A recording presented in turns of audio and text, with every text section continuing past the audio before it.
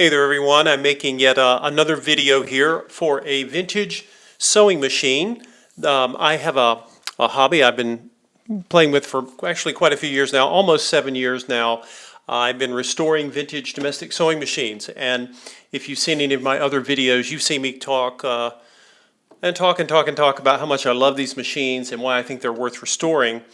The machine you're looking at right now is remarkable for any number of reasons. It's one of the three great Singer machines that was known for incredibly straight and consistent stitches. Singer made a lot of machines that did that, the Singer 66 and others. But this machine has what's called a rotary hook. It uses a drop-in style bobbin. And it's called the Singer 201. Fans of this machine have nicknamed it the Rolls-Royce of Singers, and I think it has to do with, in part, not only because of the incredible quality that went into making it, but also the sound. It's one of the quietest machines you'll ever hear running. It has a direct gear drive motor, or a potted motor, and it is a straight stitch machine. It has a wider throat space, or harp space, some people call it, than most machines. It gives you about an extra inch of space, and so if you like to work on large projects, this can be an advantage. Some of you don't mind having the 7.5 inch, which is more common in vintage machines. The machine has just a few controls. There's a light switch. The sun's come out in the sunroom here. I don't need that now. This is your stitch length control here. If you want to go in reverse, you go all the way up.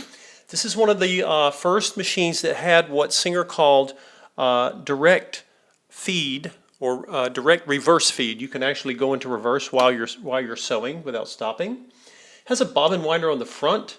All of the systems of the machine have been gone through. You're going to see a lot of photos that I'm going to post onto Craigslist showing all the work. My Craigslist postings take me quite a while to get uploaded on there, but I do it for a reason, because a lot of people really don't realize how much attention should be paid to a machine when, even though the needle moves and the machine appears to run, the machine needs to get a full overhaul and service after many years. And once that process has been done and it's restored, then the only thing you're going to need to do, if this was your machine, is to clean the lint out of the feed dog bobbin area, and then you oil it with each project with 1 drop of oil right across the top, and that's it. That's all you need to do.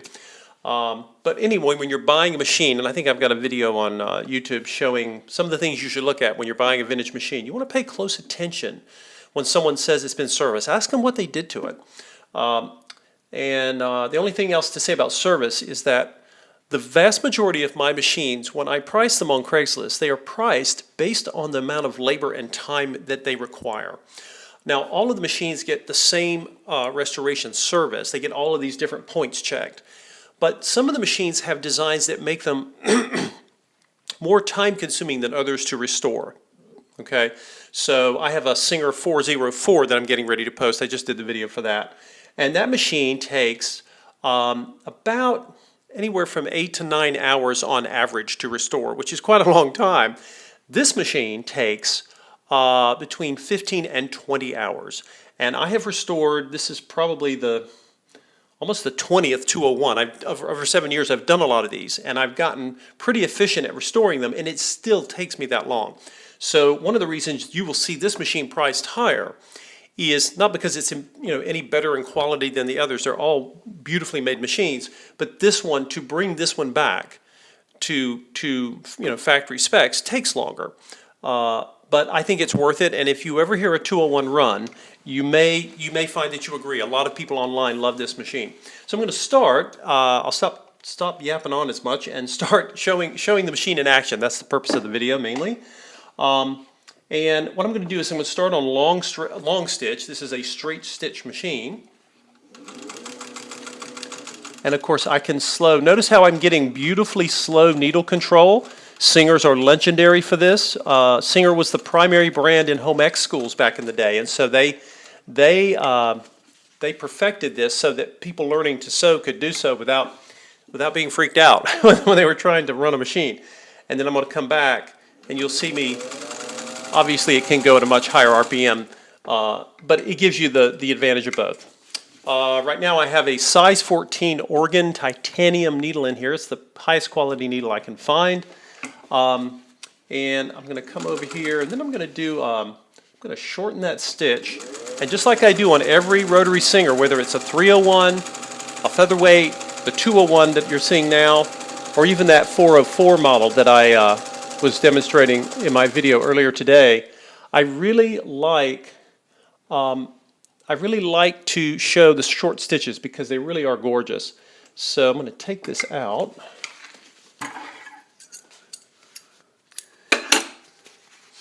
So if you look here, you're going to see, I'm going to see if I can, this is going to focus here. Sunlight's changing my light a little bit here. See if that helped. No? Maybe this will help. There we go. And you can see the long stitches. They're just beautiful and consistent. Then you'll see the other side, and really just incredible tension control. I'm going to take this, and now I'm going to add 2 more layers. It'll be 4 layers. This is, by the way, a lightweight cotton, just a woven cotton.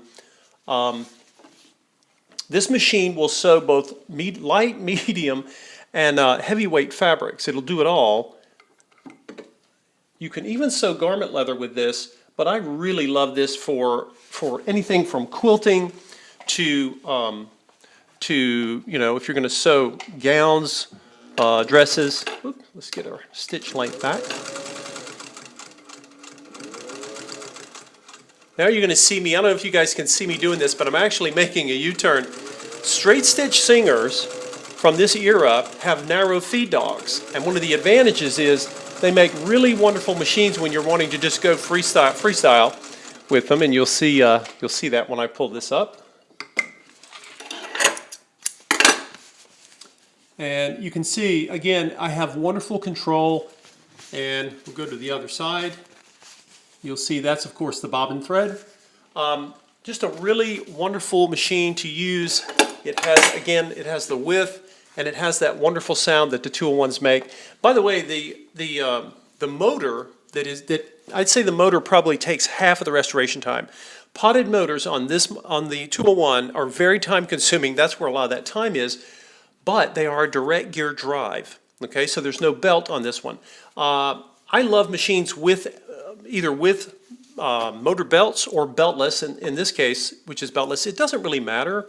But there is a convenience to not having to adjust or change belts. And to some people that matters, but I just love the way this machine sounds and the incredible stitches it makes. Now I'm doing a drapery fabric. You've seen this probably in some of the other videos. It's sort of I'd say it's a medium, tightly woven drapery fabric. Some window treatment was made from it. Now, of course, I'll back tack, make sure I show you guys that.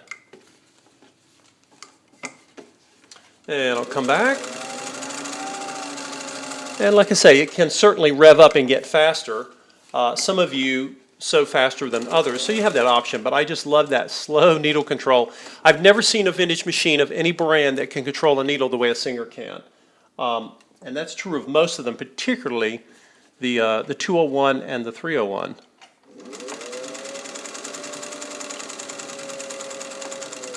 And now I'm going back to that short stitch that I go on and on about.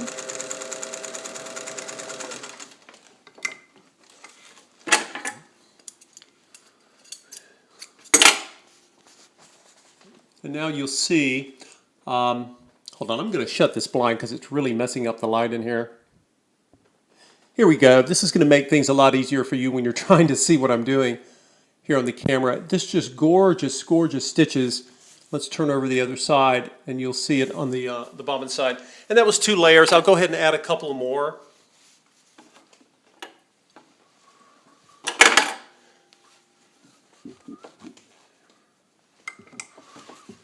Go back to long stitch. Oops.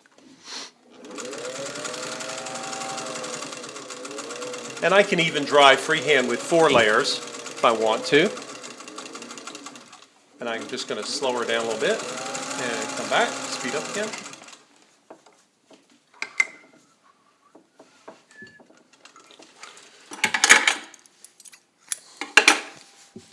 And now you can see, Again, the stitch quality is consistent, and the tension is great, even when I go from 2 to 4, light to medium.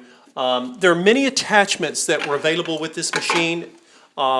You can put everything from buttonhole makers to, there are several attachments you're going to see them including. I think I've got a zipper foot, a ruffler foot, a gathering foot. One thing I love about vintage machines is that a lot of their accessories or attachments, the vintage ones are incredible. They're made to such high quality, and they're not expensive generally. The vast majority of them are very inexpensive. In fact, sometimes they're cheaper than the new replacements. But any low shank foot attachment for a straight stitch machine will fit this. You don't have to use the vintage ones. You can go into any sewing shop and you'll find all sorts of things. Now I'm going to do what you often see me do in machines. Let's see, this is a remnant of a cargo pant. You're going to see it's sort of a medium weight cotton, but those really dense seams, you're going to see it. I'm going to do 2 layers. So I'm going to start out with 2, and I'm going to have one of these dense seams on both sides. It's going to go through 2 of them, and I like this demonstration. You can do this with denim. Sometimes I use blue jeans, but it shows up really well here. And I'm going to show you why vintage machines, or one of the reasons why I think they are superior to any of the new stuff that you can get.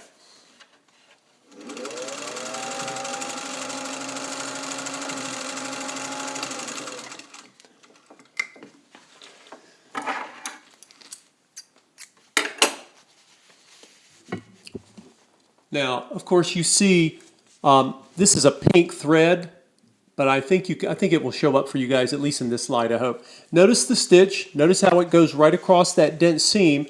So you have a change in the density, but you don't get a change in the quality of the stitch or the tension, right? And that's really important when you're sewing.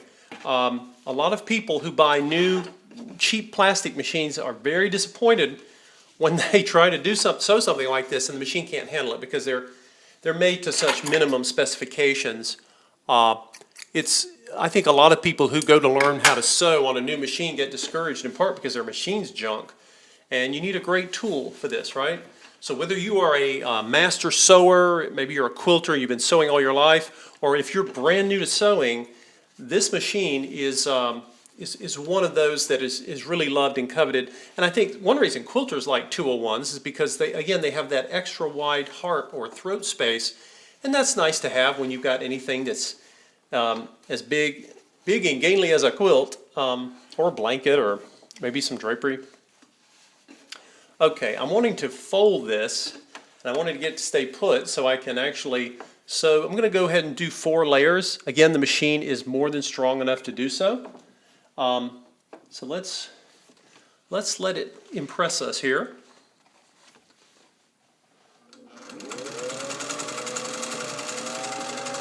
And it rolls right over. And again, that's 4 layers of cargo pant, 4 layers or 4 of those dense seams, and the machine is just chomping right through it.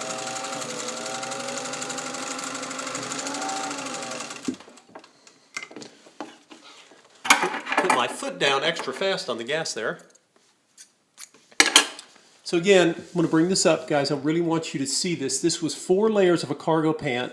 That's 4 of these dense seams, and again, the machine not only does it feed well, you know, it doesn't have a problem. It doesn't disappoint you with the stitches, and that's so important when you are wanting to get your projects done and having to fight with a machine that's basically not engineered to sew well.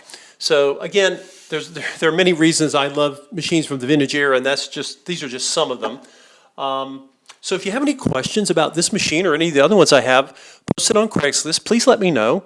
The machines are posted until they're sold, and I can never tell. Sometimes they sit there for just a few days, and sometimes they'll be there for months. I really don't know.